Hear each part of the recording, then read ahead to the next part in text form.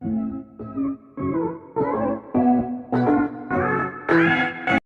Assalamualaikum. Salam sayang dari Mishi untuk kalian semua. Oke, di video kali ini Mishi ingin berbagi tips untuk calon guru ya yang akan menjadi guru. Apa aja sih yang harus disiapin kalau misalkan kita mau ngajar, schedule padat. Oke, Mishi bercerita sedikit ya.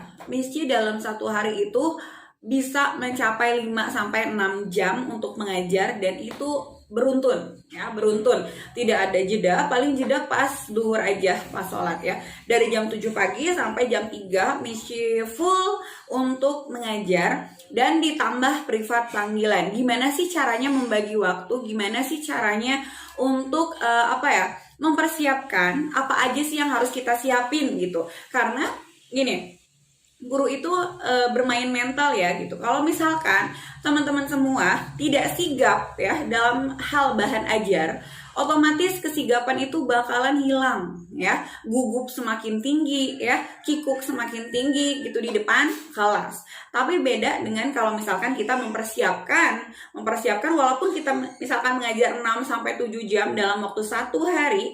Kalau kita sudah mempersiapkan, kita tenang gitu. Kita tenang mau berapa jam pun asal fisik kita kuat, insya Allah bisa.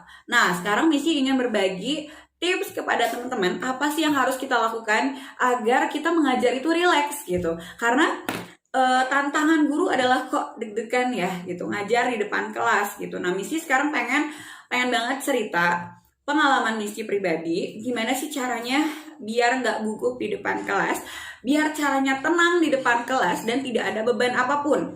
Bedanya, kalau misalkan teman-teman tidak ada persiapan apapun di depan kelas, misalkan mulai mengajar jam 7 sampai jam 8. Jam 7 sampai jam 8 mengajar, otomatis pikiran itu akan memikirkan jam berikutnya. Terus aja jam berikutnya. Kita tidak rileks pada saat kita mengajar kelas yang jam 7 gitu.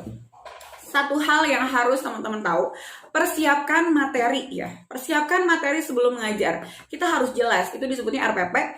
Kita harus jelas, kita dalam waktu sehari itu mau mengajar apa aja. Semua kelas, dari jam 7 sampai jam 3, kita masuk mau ke kelas apa aja, dan materi yang akan kita pakai itu apa aja. Dan metode atau teknik mengajar kita mau kayak gimana, itu yang penting ya. Soalnya kalau kita nggak punya persiapan, apalagi bahan ajar, apalagi materi, kita nggak tahu mau materi apa, itu kacau. Oke. Kalau misalkan kita tidak mempersiapkan materi dan kita mempersiapkan materi 1 jam sebelum atau setengah jam sebelum, kita tidak punya konsep belajar. Nah, makanya sekarang itu Mishi pengen ngajak teman-teman, ayo bikin konsep pembelajaran atau konsep materi yang bakalan disampaikan dalam jangka sebulan. Contoh, misalkan kita punya untuk kelas Kalistung nih ya, kita dalam sebulan itu punya konsep kayak gini. Minggu pertama misalkan ya, penjumlahan satuan. Minggu kedua, penjumlahan puluhan, ratusan. Nah, itu sebuah konsep yang harus teman-teman menjadi seorang guru itu harus seperti itu. Jadi kita jelas. Apalagi beda halnya dengan guru bimbel. Guru bimbel itu adalah guru yang mengajar kekurangan anak tuh di mana sih, nggak pahamnya di mana gitu. Kalau menurut Mishi, kalau Mishi pribadi, tujuan bimbingan belajar itu kan memahamkan anak kan gitu. Tujuan bimbel itu, tujuan menjadi guru bimbel itu ingin memahamkan anak. Asalnya anak tidak paham menjadi paham, itu kan yang paling penting dan kunci utama. Jadi walaupun 2 minggu, 3 minggu tentang pembagian, kalau anak nggak ngerti, kita coba lagi gitu. Kita coba sampai anak itu paham. Nah, tapi ada waktunya memang gitu ya, tapi tidak terlalu lama ya. Tapi kita punya target juga. Kayak itu. Jadi kita tuh harus punya konsep pembelajaran dalam waktu sebulan minimal ya. Dalam waktu sebulan. Jadi kita jelas nih, hasil sebulan itu kita udah ngajar ini anaknya bisa apa enggak gitu. Contoh misalkan kita punya target dalam waktu sebulan itu perkalian pembagian gitu kan. Aku pengen nih punya target anak itu hafal perkalian dan pembagian dalam waktu sebulan ya. Kalau misalkan kita nggak punya konsep itu, kelihatannya pas nanti akhir bulan, hari aku tuh udah belajar tuh mana aja ya, apa aja ya, terus hasilnya apa. Nah, itu nggak akan kelihatan. Jadi kalau kita nggak punya konsep, kita nggak nyiapin materi, kita tuh kayak ngajar sebatas ngajar yang ya udah gitu. Aku ngajar ya udah beres gitu. Nah, kalau Mishi bukan tipe yang kayak gitu. Dan Mishi tuntut tutor-tutor di sini tuh tidak memiliki sikap atau tujuan yang seperti itu. Ngajar ya ngajar aja.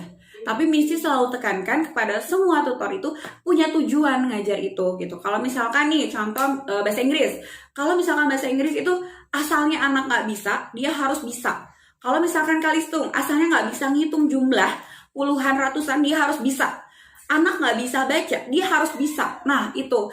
Jadi Missy selalu menuntut tutor itu untuk itu gitu, untuk merubah yang asalnya nggak bisa menjadi bisa. Kapanpun itu tidak ditarget, jelas tidak ditarget karena anaknya takut tertekan kan gitu.